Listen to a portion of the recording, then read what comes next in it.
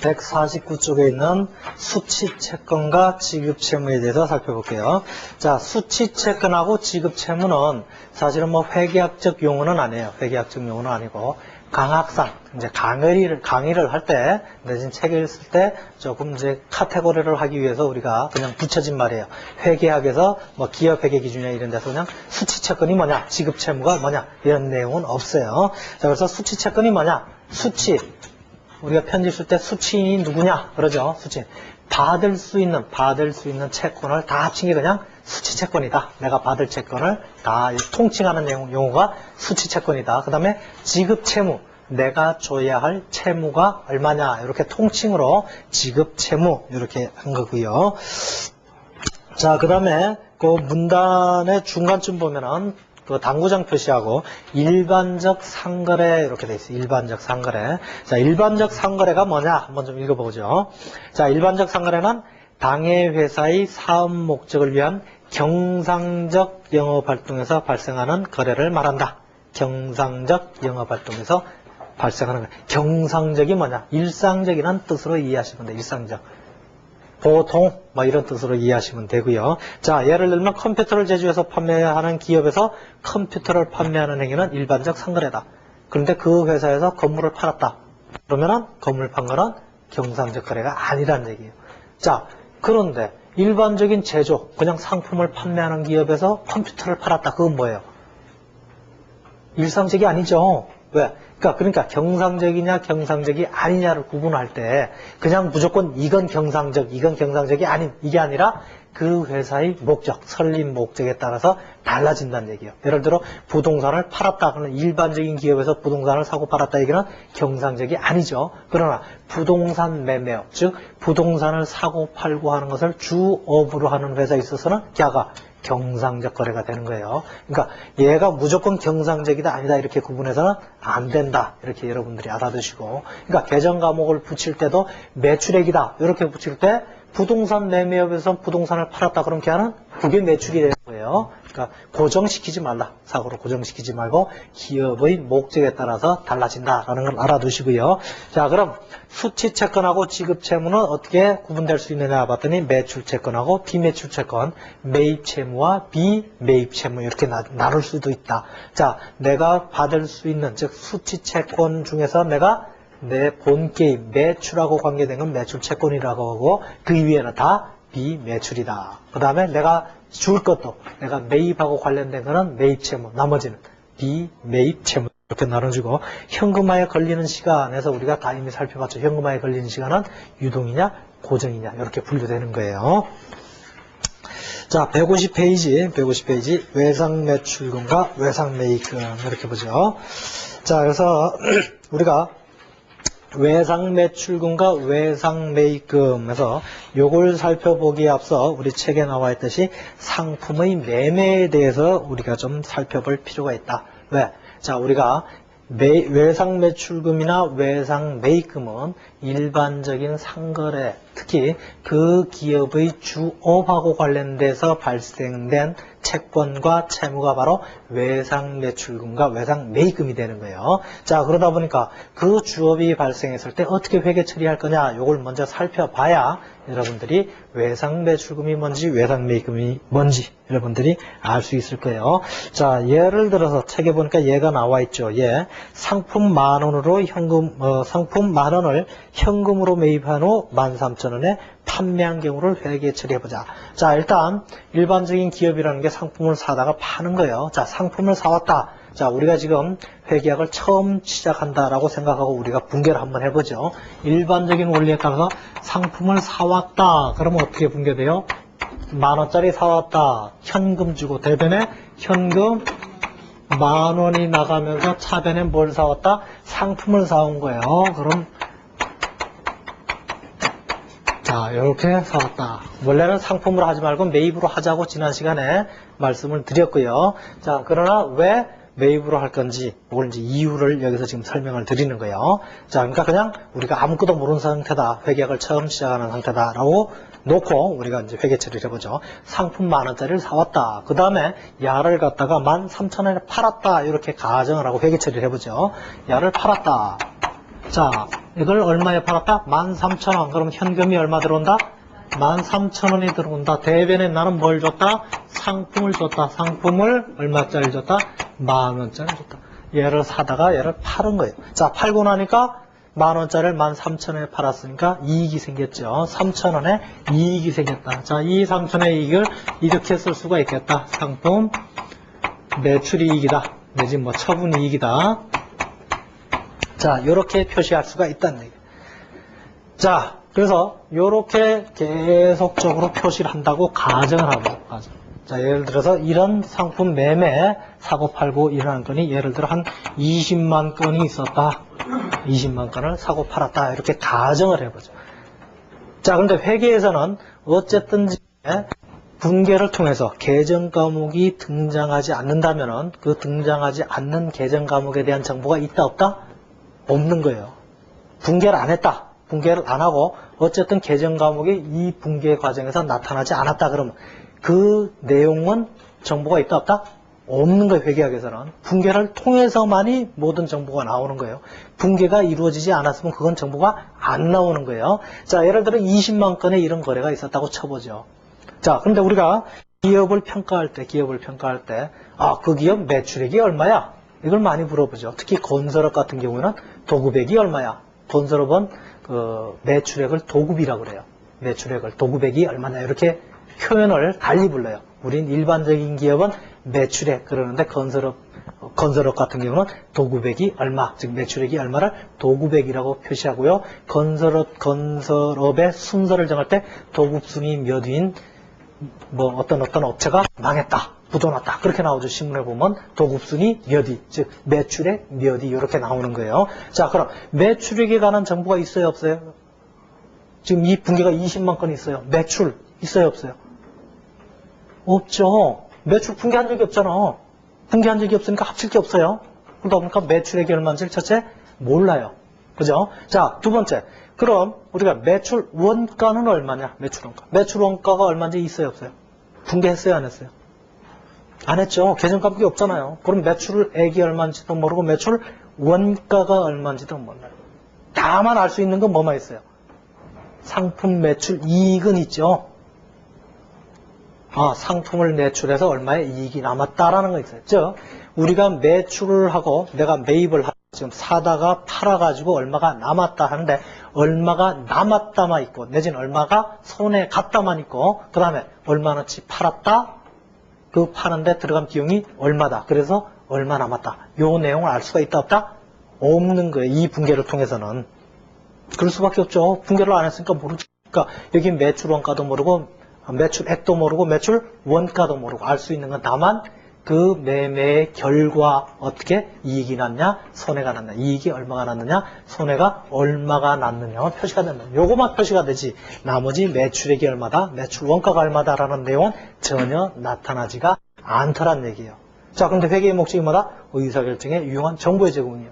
그리고 그 정보를 제공할 때 우리가 대차대조표 보면 그 기업의 재무 상태, 자산부채, 자본의 상태를 나타내는 게 대차대조표고요. 그 다음에 경영성과, 즉 수익에서 비용을 잡아 빼서 이익이 났느냐 안 났느냐 이걸 따지는데 수익 가장 대표 선수가 매출액이에요. 매출이 얼마냐. 그래서 비용의 가장 대표 선수가 누구다? 매출 원가예요. 그래서 매출액은 얼마, 매출 원가는 얼마, 그래서 이익은 얼마. 요 3박자가 딱 맞아줘야 되는데 여기서는 그냥 결과치 이익 얼마, 손해 얼마 요것만 딱 나온다는 얘기예요. 그러다 보니까 이런 식으로 회계 처리했을 때 문제가 있더라. 자, 또 한 가지 문제, 그런 문제가 있고요. 또 결정적인 문제가 뭐냐면은 자, 매출을 했다. 그럼 내가 지금 하나를 팔았다. 이러면 이렇게 대변에 이제 기재가 되는데요. 자, 얘는 내가 얼마에 10,000원짜리 사와서 팔았다. 이게 바로 이제 1:1 매칭이 되니까 가능한데요. 예를 들어 삼성전자를 예를 들어보죠. 자, 삼성전자에서 예를 들어 세탁기를 판다고. 물론 뭐 냉장고도 있고 컴퓨터도 있고 몇 개 다 있겠죠. 자, 세탁기를 판다고 가정을 해보자. 자, 세탁기는 어떻게 구분이 돼요? 용량으로 구분을 하죠. 용량. 그러면 몇 킬로 붙어 있나요? 한 5kg부터 칠까요? 5kg, 7kg, 10kg, 11kg, 13kg 쭉 나가서 업소용 여기까지 있죠. 자, 그 다음에 또 구분이 되죠. 어떻게? 색깔별로 빨주노초, 파남보. 자, 그 다음에 세탁기는 5kg짜리는 한 번 만들고 끝나는 게 아니죠. 오늘 만든 게 있고, 어제 만든 게 있고, 엊그제 만든 게 있고, 한 달 전에 만든 거 있고, 1년 전에 만든 거 있어요. 그죠? 만들 때마다 원가가 똑같을까요? 항상 달라지죠. 왜? 원재료 가격이 항상 달라지기 때문에 만드는 시점마다 계속 달라져요. 예를 들어 5kg짜리 하나 팔았다. 오는 거 팔았어요. 자, 이렇게 조합이 됐다고 쳐보죠. 5kg 팔았다. 어떤 거 팔았어요? 알아요, 몰라요? 이건 며느리도 모르는 정도가 아니에요. 아무도 몰라. 왜? 너무나 많다는 얘기. 5kg짜리가 이쪽으로 갈 수도 있고 여기서 여기 이렇게 나올 수도 있다고. 그럼 도대체 어떤 놈이 팔렸는지 파악이 가능하다, 불가능하다? 불가능하다는 얘기예요. 상품의 종류가 많고 가지수가 많고 또 제조된 내지 사온 그 기간 또 원가에 따라서 엄청나게 많은 경우의 수가 있다는 얘기예요. 그럼 도대체 어떤 놈이 팔려나갔는지를 안다 모른다?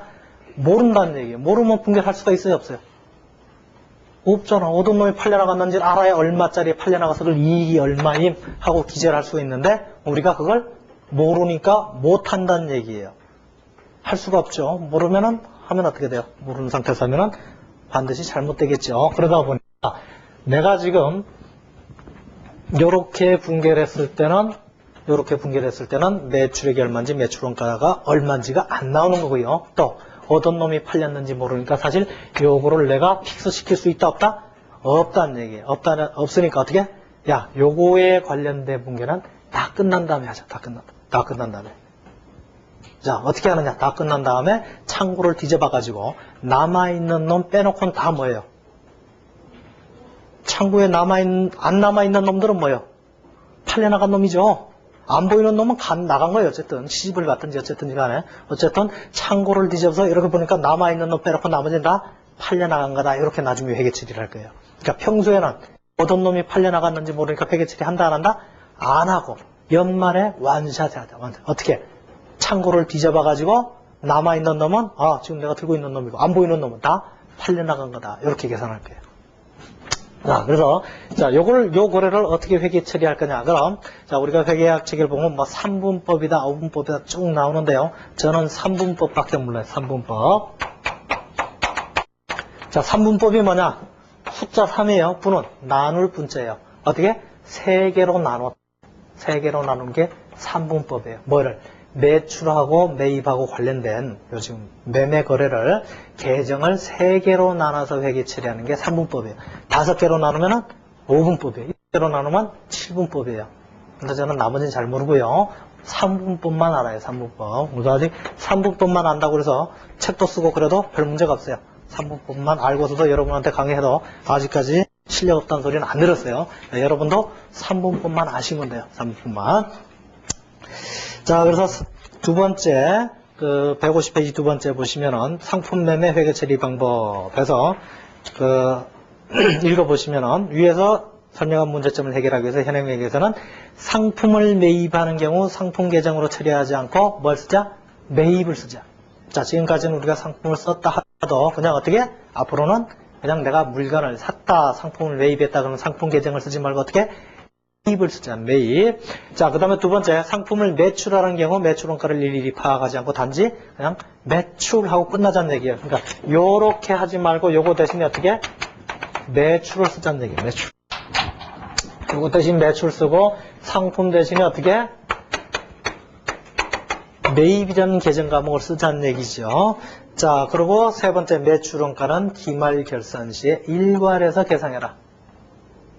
연말에 일괄해서 계상해라. 그래서 요 거래를 회계한다 그러면 지금 모르니까 여기다가 그냥 첫 번째 사왔을 땐 상품 만원 대변 현금 만원. 두 번째 13,000원에 팔았다 그럼 차변에 현금 13,000원 대변에 매출 13,000원 하고 끝내자는 얘기예요. 그리고 이 매출 원가하고 관련된 분개는 언제 하자? 12월 말에 하자. 12월 말에.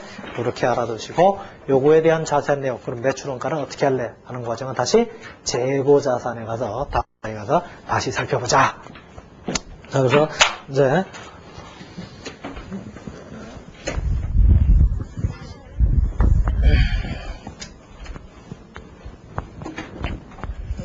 자, 두 번째 외상 매출금과 외상 매입금. 자, 상품을 사고 팔 때 내가 상품을 사왔다. 그런데 외상으로 사왔다. 그럼 나한테 뭐가 발생해요? 상품을 사왔다. 그럼 상품은 들어오죠. 들어오는 반면에 내가 나중에 뭐를 줘야 돼요? 돈을 돌려줘야 돼. 그러다 보니까 그때 돈을 돌려줄 때 돌려줘야 될 의무, 부채가 생겼죠. 그러다 보니까 개를 물을 때 우리가 그냥 말로만 내가 외상이요 했을 때는 외상 매입금 그렇게 써요. 그런데 그럼 내가 외상 매입금이면 상대방, 거래 상대방, 나한테 물건을 파는 상대방 입장에서는 뭘까요? 자는 외상 매출금이겠죠. 내가 부채를 갖고 있으면 쟤는 채권을 가지고 있어요. 그 자산을. 내가 부채면 자는 자산, 내가 자산이면 자가 부채. 그러니까 현상은 하나인데 누구 입장에서 볼 거냐에 따라서 부르는 이름이 달라진다. 그거예요. 자, 예제 1번 보죠. 상품 매매 회계 처리. 자, 1번. 다음 주 미래와 과거의 거래를 각각 입장에서 회계 처리해보라. 미래하고 과거 입장에서 각각의 입장에서 회계 처리하자. 미래는 상품 500만 원을 과거에 외상 매출했다. 미래 입장에서는 어떻게 돼요? 자, 물건을 주고 돈을 받았어요? 안 받았어요? 안 받았죠. 미래 입장에서는 그러면서 생긴 게 뭐예요? 돈 받을 권리 생겼죠. 돈 받을 거. 그 돈 받을 권리를 뭐라고 그런다? 외상 매출금이다. 이렇게 표현했어요. 외상 매출금 50만 원이었나요? 자, 그러면서 야는 대변에 상품을 주는 게 아니라 그냥 어떻게? 매출 50만 원 이렇게 처리하자고 그런 거예요. 자, 그 다음에 두 번째, 과거는 외상 매입금 50만 원을 현금으로 갚았다. 그럼 미래 입장에서 뭐예요? 받은 거죠. 자, 그럼 어떻게 차변에 뭘 받았어요? 돈 받았죠? 50만 원. 자, 왜 받았어요? 그 대신 돈 받은 대신 뭘 받아? 자산이 없어져야 되겠죠. 외상 매출금.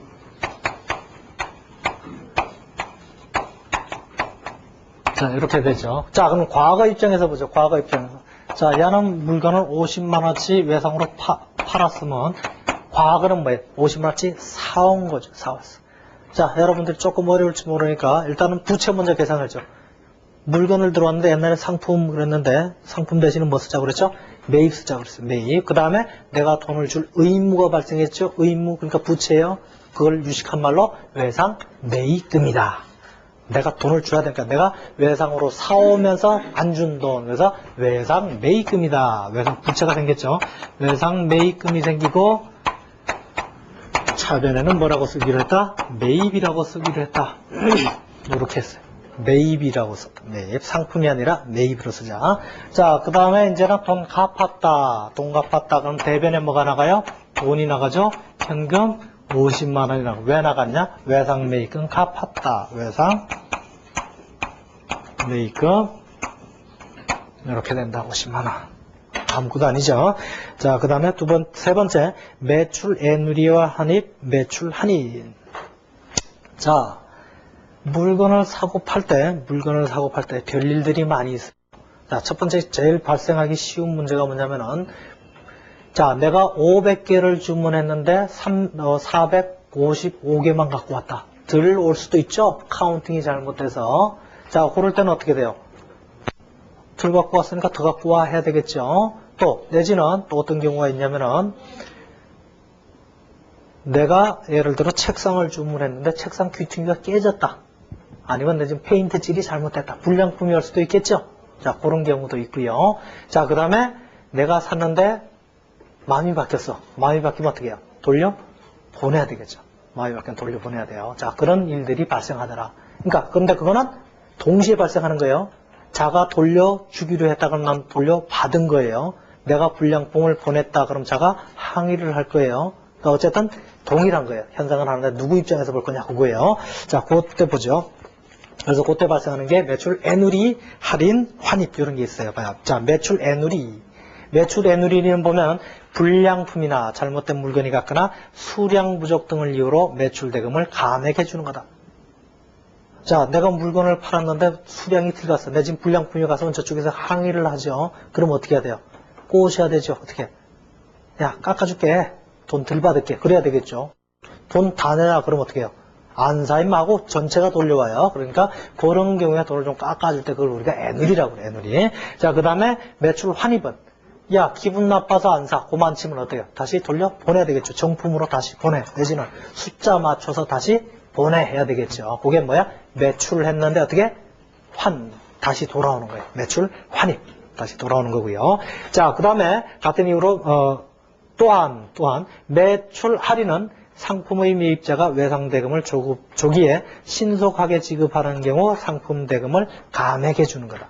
자, 예를 들어 내가 매출을 했어요. 이렇게 미래에서 과거에 외상 매출 50만 원을 하고 야, 한 달 있다 갚아 그랬어.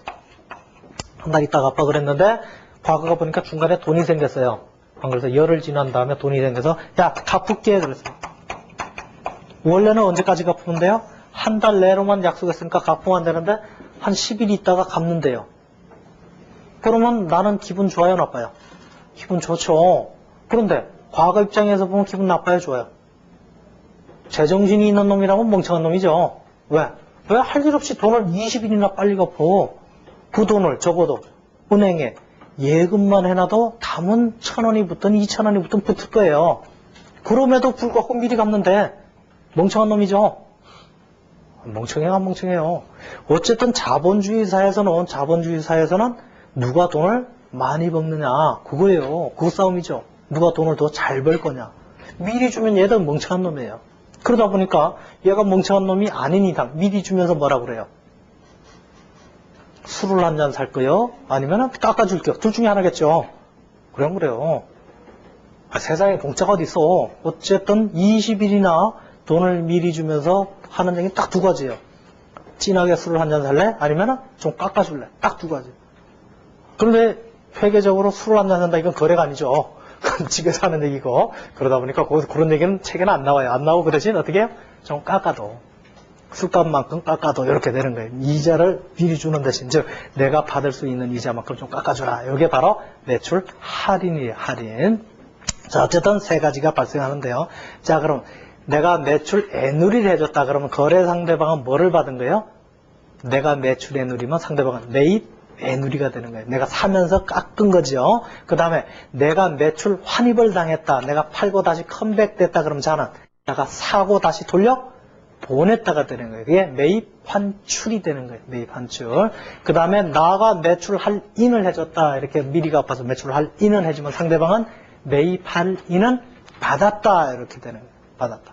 자, 그런데 공통적으로 다 특징이 뭐냐면 돈하고 결부돼 있죠. 매출 할인, 매출 애누리, 매출 환입은 내가 이만큼 팔았는데 그 중에서 요만큼씩이 어쨌든 돈이 덜 받게 되는 경우가 발생한 거예요. 자, 그러다 보니까 기업회계 기준에서는 계약을 어떻게 처리할래? 이런 것들이 발생했을 때는 어떻게 처리할래? 그럼 얘는 매출에서 잡아 빼자. 즉 처음부터 없었던 걸로 해주세요. 이렇게 됩니다. 매출에서 잡아 빼자. 그럼 상대방은 어디서 잡아 빼요?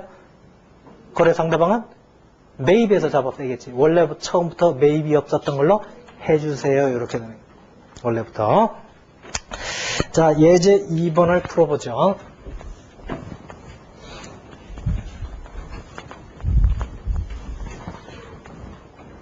자, 다음 거래를 매출자와 매입자에서 각자 회계 처리해봐라. 1번 상품 500만 원을 외상 매출했다. 자, 매출자 입장에서 회계 처리해보죠. 자, 상품을 외상 매출했다. 얼마나치를? 500만 원을. 그럼 대변에다 어떻게 해요? 매출을 하죠. 대변에 매출을 했죠. 수익이에요. 500만 원이 들어오고, 자, 그 대신 내가 돈을 받았어요? 안 받았어요? 안 받았죠. 원래 현찰로서는 차라리 현금 매출해야 되는데 현금을 안 받고 그 대신 돈을 받을 권리를 지금 가진 거죠. 그래서 외상 매출금부터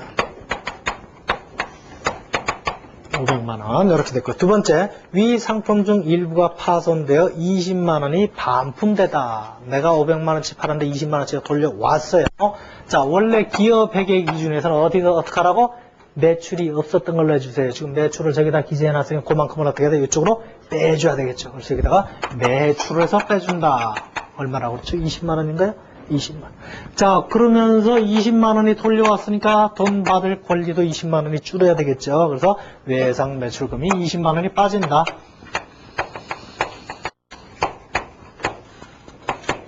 자, 요렇게 회계 처리하자는 얘기예요. 그런데 지금 제 책에도 보면 여기다 뭐라고 써놨냐면 매출 환입이다. 이렇게 써놨거든요. 자, 두 가지 다 알고 계세요. 매출에서 잡아 빼도 되고요. 매출 환입이다. 이런 계정을 사용하셔도 됩니다. 그런데 실무적으로는 매출 환입이라는 계정을 사용하고요. 그런데 어쨌든 기업회계 기준에서 어디서 잡아 빼라고 그랬어요? 매출에서 잡아 빼라고 그랬죠. 자, 그래서 실무적으로는 어떻게 하냐? 매출 환입이라는 계정을 쓰고 연말에 다시 매출 환입을 놓고 다시 매입에서 빼주는 회계 처리 한 번 더 합니다. 실무적으로는. 그러나 여러분들은 그냥 매출에서 그냥 잡아 빼시면 된다. 그리고 환입 써놓고 이렇게도 할 수 있다라는 것만 여러분들이 써주시면 돼요. 자, 왜 실무적으로는 귀찮게 한 번 더 그냥 매출에서 잡아 빼면 되지? 굳이 매출에서 매출 환입해서 한 번 빼고 조금 있다 다시 매출 환입을 매출에서 잡아 빼는 회계처리를 왜 한 번 하느냐 하는 이유가 있어요. 자, 회계의 목적이 뭐라고 그랬죠? 의사결정에 유효한 정보를 제공하는 거예요. 자, 사장 입장에서 보면, 자, 이게 없었다면은, 야, 우리가 물건을 팔고 나서 반품된 게 얼마야? 파악이 돼요, 안 돼요? 안 되죠. 이게 이렇게 회계 처리를 안 하면은 반품된 게 숫자라든지 금액이 전혀 확인이 안 돼요. 그런데 반품이 반드시 발생이 되겠죠. 자, 그렇다면 사장이 볼 때는 반품이 얼마가 됐는지, 또 불량품 때문에 얼마를 깎아줬는지, 이런 걸 다 파악을 해야 돼요. 예를 들어 100만원어치 물건을 팔았는데 10만원어치 반품이 됐다. 즉 10%가 반품이 됐다. 난리죠. 상당히 심각한 문제예요. 반품이 잘 된다면 저 기업의 물건은 항상 하자가 있어. 하자가 있으니까 믿고 사는 게 아니라 사더라도 어때요? 다 뜯어서 일일이 확인해 봐야 돼요. 그래서 반품 생길 때 돌려줘야 돼요. 한두 번이지 그것도 귀찮잖아요. 왜? 이 수량 확인하고 이거 확인하는 것도 인건비가 무지하게 들어가는 거예요. 그러다 보니까 그 기업하고 나중에 거래가 돼야 안 돼요. 안 돼요. 믿지 못할 기업이에요. 신뢰도가 떨어져요. 그러니까 그런 기업은 지구상에서 도태가 되는 거예요. 그러다 보니까 사장 입장에서 이런 거 줄여야 돼요.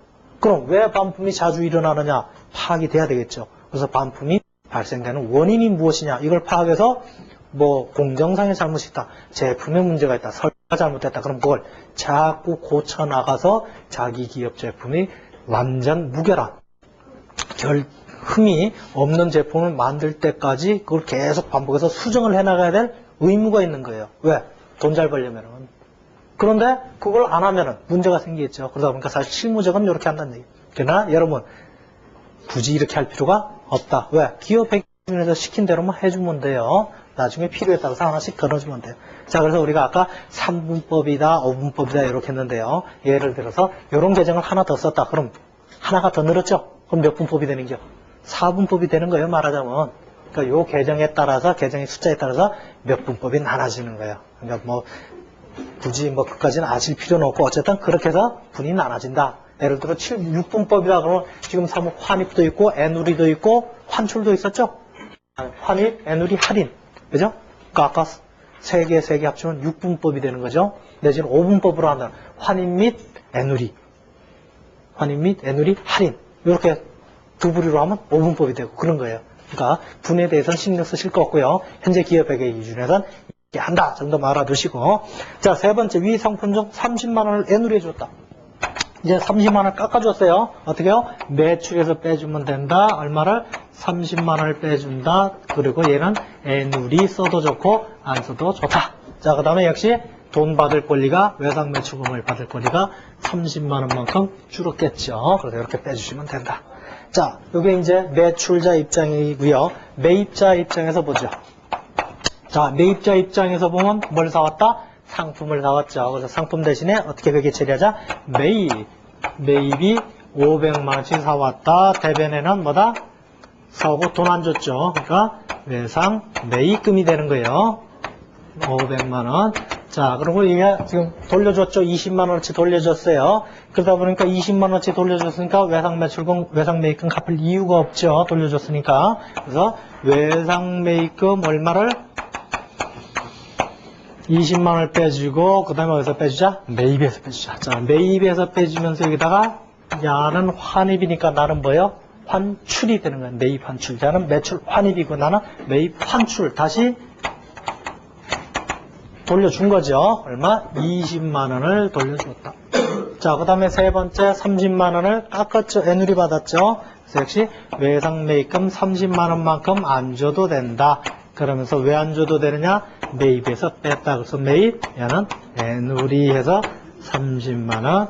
이렇게 여러분들이 회계 처리를 해주시면 되겠다.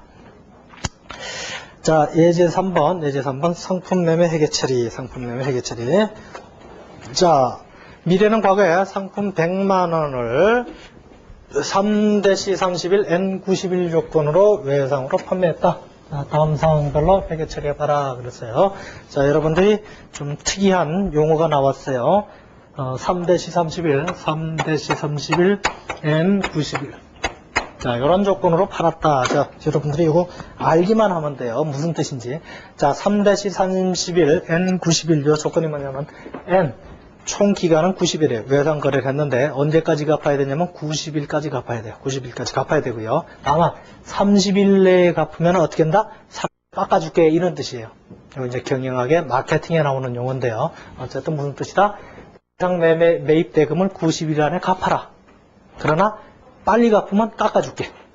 빨리 갚으면 깎아줄게. 이게 뭐라고 했어요? 매출 할인, 매입 할인이라고 그랬죠. 자, 어쨌든 이런 조건으로 팔았다는 얘기죠. 90일 안에는 어쨌든 갚아야 되고 30일 내에 갚으면 3% 깎아줄게. 이런 뜻이다. 라는 것만 여러분들이 알아두시면 되고요. 예를 들어서 좀 이제 여러분들이 회계학하고 조금 관련은 없지만 3-30일 N100일이다. 자, 이렇게 변했다라고 가정을 해보죠. 자, 매출이 늘어날까요? 줄어들까요? 1번 는다, 2번 준다, 3번 모르겠다. 1번 의미를 잘 생각하세요. 자, 옛날에는 언제까지 갚았어요? 90일. 지금은 얼마 만에 갚으면 돼요? 좋아요, 나빠요? 사는 사람 여러분 입장에서 생각해봐요. 이렇게 판대 좋죠. 그런데 옛날에는 30일 내에 갚으면 3% 깎아줬어요. 이제는 30일 내에 갚으면 몇 프로 깎아준대요? 4%. 좋아요, 나빠요? 좋죠. 그러니까 매출이 늘어요, 줄어요? 매출이 당연히 느는 거예요. 완화시켜줬잖아요, 조건을. 돈 천천히 갚아도 되고 빨리 갚으면 더 많이 깎아줄게. 소비자한테 유리하게 혜택을 준 거죠. 그 의미만 알면 되는 거예요. 의미만. 자, 어쨌든 또 회계 처리해보죠. 자, 3-31년 90일 조건은 외상 판매했다. 각각 경우 회계 처리했다. 자, 매출했다. 매출했을 때는 그냥 똑같이 처리하면 돼요. 차변, 대변. 어떻게 해요? 팔았다. 돈 안 받았다. 외상 매출금 100만원. 대변에는 매출이다. 매출 100만원. 이렇게 하시면 되고. 자, 두 번째 상황별로니까 30일 내에 갚았다라고 쳐보죠. 30일 내에 돈 받았다. 그럼 돈 받았으니까 차변에 뭐 들어와요? 현금 들어오죠. 얼마 들어와요? 30일 내에 갚았으니까 3% 깎아줘야죠. 얼마? 97만원이란 돈이 들어올 거예요. 자, 원래 받을 돈이 얼마였어요? 외상 매출금이 100만원이 있었는데 30일 내에 갚았기 때문에 97만원 밖에 못 받아요. 3만원 깎아줬죠. 깎아준 게 뭐예요? 매출 애누리. 매출 할인이 되네요. 매출 할인. 자, 그러다 보니까 매출 할인은 어디서 작업해라? 매출에서 작업해라. 매출에서 작업해라. 그래서 차별에다가 매출 3만원 하면서 여기다가 이런 경우에 뭐다? 매출 할인이다. 이렇게 표시를 해주는 거야. 써도 좋고 안 써도 좋고. 자, 이건 30일 내에 갚았을 경우고요. 자, 그 다음에는 30일 이후에 현금으로 갚았다. 그러면 어떻게 차변에? 현금 받죠. 얼마? 100만원 다 받아요. 대변에. 그래서 외상 매출금에서 100만원 받으시면 되죠.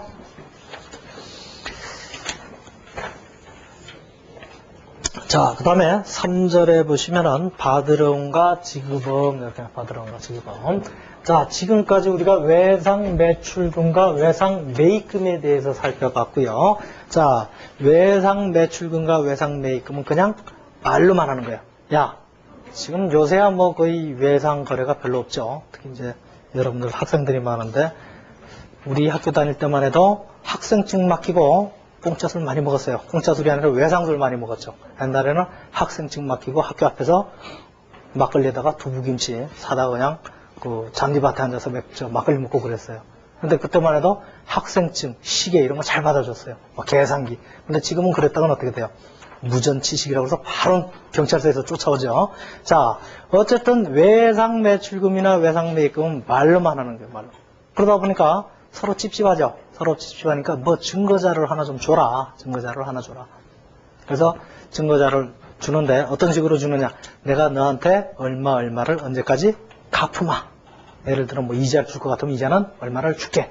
그런 내용들을 써가지고 서로 주고받아요. 그래서 자, 특히 상품의 매매와 관련해서 상품의 외상거래와 관련해서 서로 주고받는데 그때 우리가 서로 주고받는 것을 통상적으로 어음이라고 표현해요. 어음. 자, 그래서 사실 이제 이 어음제도 때문에 우리나라 특히 중소기업이 피멍이 들고 있죠. 빨리 없어져야 될 제도예요, 사실은. 아마 우리나라하고 일본만 있나, 우리나라만 있나 그럴 거예요. 이 어음제도라는 게. 어쨌든 어음제도라는 게 있고요. 자, 있다 보니까 반드시 회계 처리의 그 대상이 되겠죠. 자, 그래서 우리가 이제 받으러움과 지급어음을 공부한다. 그래서 통상적으로 우리가 외상 매출금이다. 그러면 내가 외상으로 매출하고 돈을 받을 게 있죠. 자, 그런데 종이 쪽지를 한 장 받았다. 그런 약속된 종이를 받았다. 그러면 보통 그것을 내가 어음을 받았죠. 어음을 받았는데 어떤 어음이다? 돈을 받을 거죠. 그러니까 그 돈을 받을 수 있는 권리가 붙어 있는 어음을 받으러 어음이다. 내가 줘야 된다. 그럼 줄 어음이 아니라 그거는 지급 어음이다. 이렇게 표현해요. 그래서 받으러 어음이냐, 지급 어음이냐. 내가 돈을 받을 권리가 있는 어음이냐, 돈을 지급해야 되는 의무가 있는 어음이냐. 그래서 받으러움과 지급어음. 그러니까 외상 매출금하고 받으러움을 우리가 통상 어떻게? 매출 채권이다. 외상 매입금과 지급어음을 통상적으로 우리가 매입 채무다. 그렇게 표현을 했죠. 자, 그 내용들이 쭉 돼 있고요. 자, 그럼 어음을 발행했다. 어음을 발행했다고 쳐봐요. 자, 어음의 발행자는 매입자가 돼요? 매출자가 돼요? 외상으로 매입한 사람이 어음을 발행해요? 외상으로 매출을 한 사람이 어음을 발행해요? 매입한 사람이 당연히 발행하죠. 내가 너한테 돈 줄 거 있음 하지. 내가 너한테 돈 받을 거 있음. 암만 많이 써서 돌려봤자 아무도 안 믿죠. 돈 줄 놈이 너한테 줄 거 있음 하고 도장을 찍어야 돼요. 그러니까 어음의 발행자는 매입자가 되는 거예요. 어음의 수취자는 매출자가 되는 거예요. 그러다 보니까 어음의 발행자를 우리가 어음의 발행자 입장에서 보면은 그 어음이 지급어음이 되는 거예요. 지급어음. 그리고 채무가 되는 거예요. 매입 채무가 되고요. 어음의 수취인 입장에서 보면은 그것을 받았으니까 돈을 받을 권리가 있어요. 그러다 보니까 받으러음이 돼요. 받으러음. 자, 그리고 여러분들이 보세요. 153페이지 보면 약속어음의 간략하게 특징만 골라서 이제 써놨어요.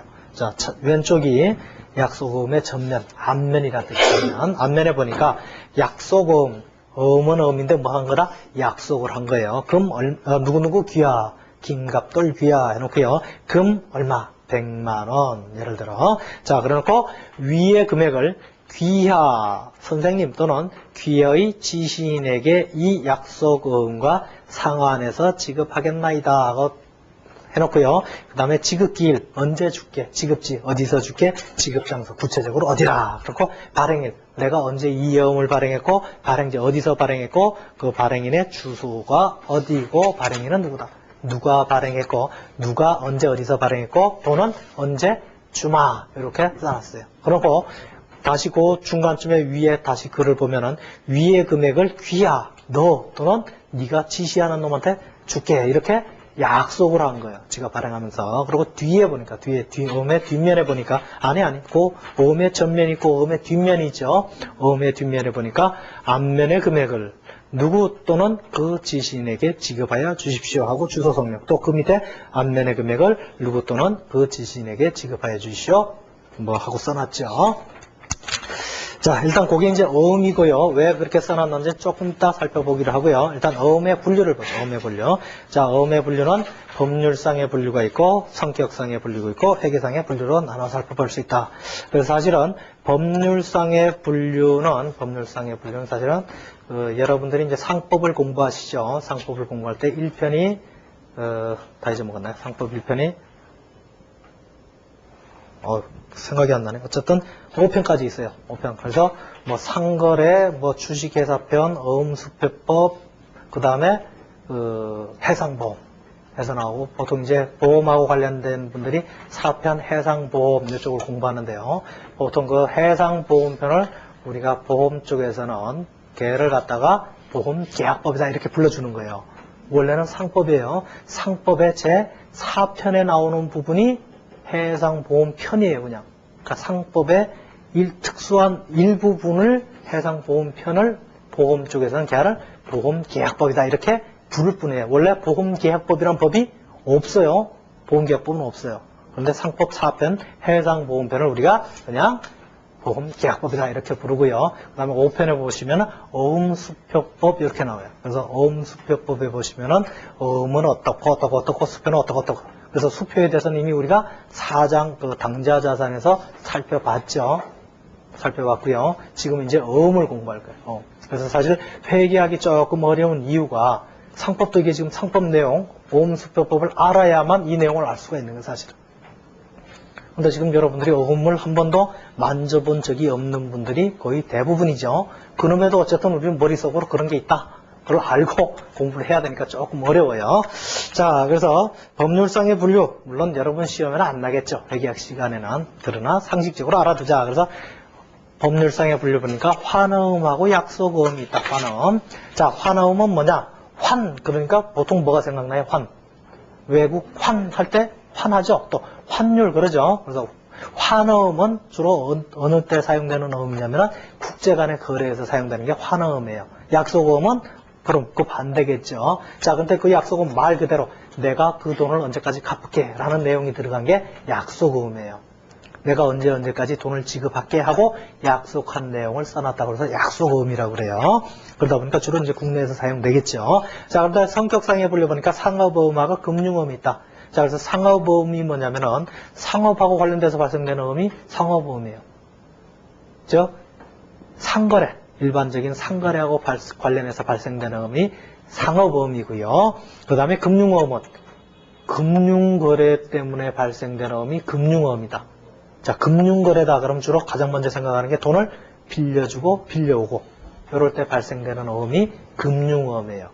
그래서 우리가 통상적으로 진짜 어음이다 그럼 바로 상업어음을 얘기해요. 상업어음. 그러면서 걔를 다른 말로 진성어음이다. 진성. 진짜 어음이다. 이렇게 보면 진성어음. 그러니까 상업어음을 진성어음이라고 표시를 하고요. 그 다음에 금융어음은 진짜가 아니다. 진짜가 아니다. 자금의 융통을 위해서 발행된 어음이다. 그래서 융통어음이라고도 하죠. 그러니까 금융어음은 융통어음이라고도 한다. 자, 그러다 보니까 금융어음이 발생됐다, 발행됐다 그러면 뭐 때문에? 자금의 융통, 즉 자금을 빌리거나 빌려주거나 하면서 주고받은 어음이 금융어음이에요. 그러다 보니까 회계적으로는 걔를 어떻게 처리해야 돼요? 돈을 빌려줬다. 그럼 뭐예요? 대여금이죠. 돈을 빌려왔다. 그럼 뭐죠? 차입금. 어음이 발행됐더라도 걔는 대여금이나 차입금으로 처리해야 된다는 얘기예요. 성격에 따라 분류하는 거죠. 그러니까 왜 어음이 발행됐는지 수수가 됐는지 여러분들이 그 원인에 따라서 분류를 해야 된다. 자, 그래서 회계상의 분류에서 받을어음과 지급어음이다. 자, 회계상의 분류는 받을어음. 받을어음은 어떻게? 상업어음을 내가 받은 경우에는 받을어음. 상업어음을 준 경우에, 발행한 경우에는 지급어음 이렇게 되는 거니까 상업어음 우리가 회계에서 다루는 어음인가 상업어음이다. 상업어음이고 또 그 법률상의 분류에 의하면 보통 약속어음을 얘기하는 거다. 약속어음 그렇게 알아두시고요. 자, 어쨌든 받을어음이다. 당연히 자산이에요. 매출하고 관련돼서 받은 거니까 자산이고 걔는 매출 채권으로 분류를 하죠. 자, 예제 4번을 풀어보죠. 다음 미래와 과거의 각각의 입장에서 회계 처리해봐라. 자, 미래는 상품 100만 원을 과거에 매출하고 대금은 3개월 만기 약속어음으로 지급받았다 그랬어요. 자, 미래 입장에서 봐요. 미래 입장에서 보면은 자, 이제는 물건을 팔고요. 외상으로 팔긴 팔았는데 이제는 맨입으로 파는 게 아니라 뭘 받았어? 어음을 받았어. 야, 돈 언제까지 갚을게 하고 어음 쪽지를 받았어요. 어음 쪽지를 받았으니까 맨입으로 한 거하고 구분이 돼야 되겠죠. 그때 사용되는 계정이 바로 받을어음이다. 이렇게 돼요. 받을어음. 그래서 받을어음 100만 원. 차변에 받을어음 얼마? 100만 원을 받고 왜 받았느냐? 매출했다. 매출 100만 원을 하고 그 대신 외상으로 하긴 했는데 어떻게? 어음 쪽지 받았다. 그래서 받을어음이다. 두 번째, 과거는 약속은 100만 원을 수표를 발행해서 만기에 결제했다. 3달 있다가 자가 돈을 줬대요. 수표 발행해서 수표를 나한테 줬대요. 자, 그럼 나는 뭘 받았어요? 제가 발행한 수표를 받았겠죠? 남이 발행한 수표 나는 뭐다? 현금이다. 차비는 뭐 받았어요? 그래서 현금 100만 원을 받았다. 왜 받았냐? 여기서 받을어음에서 받았다. 받을어음 100만 원을 받은 거다. 이렇게 회계 처리하면 되는 거예요. 자, 세 번째, 미래는 과거로부터 200만 원의 현금을 차입하고 미래가 과거에서 차입했어요. 2개월 후에 상환하는 조건에 약속금을 발행해서 지급했다. 자, 그런데 약속금을 왜 줬다? 돈 빌리면서 준 거예요. 돈 빌리면서. 그러니까 실질적으로 뭐다? 이게 지급어음이 아니라 내가 돈을 빌린 증거로 준 거예요. 차용증으로 준 거랑 마찬가지예요. 그러다 보니까 사실은 내가 돈 빌린 거래를 회계 처리해야 되는 거예요. 근데 얼마죠? 200만 원의 돈을 빌려왔다. 그럼 차변에 현금 200만 원이 들어왔다. 왜 들어왔느냐? 사실은 어음을 줬지만 실질적으로 뭐다? 내가 돈을 빌려오고 준 거예요. 그러다 보니까 어음이 아니라 이건 뭐다? 내가 빌려온 거다. 그래서 차입금이 되는 거예요. 차입금. 그런데 기간이 어떻게 돼요? 짧죠. 단기 차입금에서 200만 원 이렇게 회계 처리하면 돼요. 자, 그 다음 미래는 상기 차입금을 전액 수표 발행해서 상환했대요. 자, 내가 수표를 발행해서 돈을 줬다. 그럼 나는 뭐가 나가요? 돈이 나갔죠. 돈이 나갔는데 뭐가? 수표를 끊어서 줬어요. 수표를 끊어서 주니까 어디서 끊어서 준 거다? 당좌 예금에서 빼서 준 거다. 이렇게 하라고 그랬죠. 그래서 대변에 당좌 예금을 줄여준다. 200만 원. 그러면서 어떻게? 차변에 뭘 준 거다? 차입금을 갚은 거다. 그래서 단기 차입금이다. 이렇게 회계 처리하면 된다.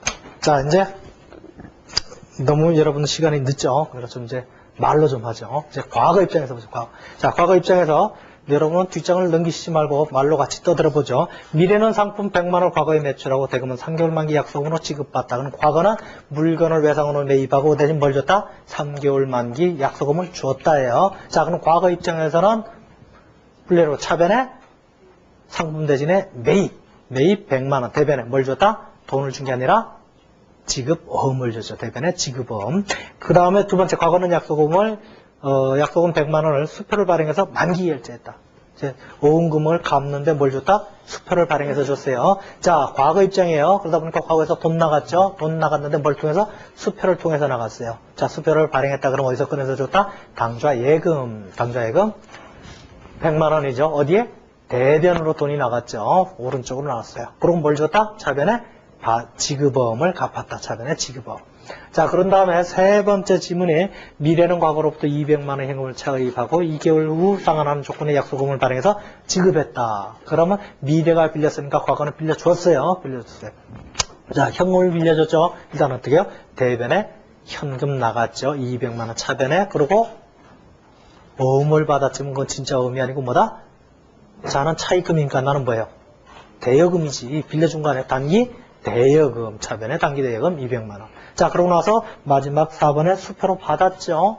차변에 현금 200만 원 받았네요. 대변에는 왜 받았어요? 단기 대여금에서 받았네요. 단기 대여금.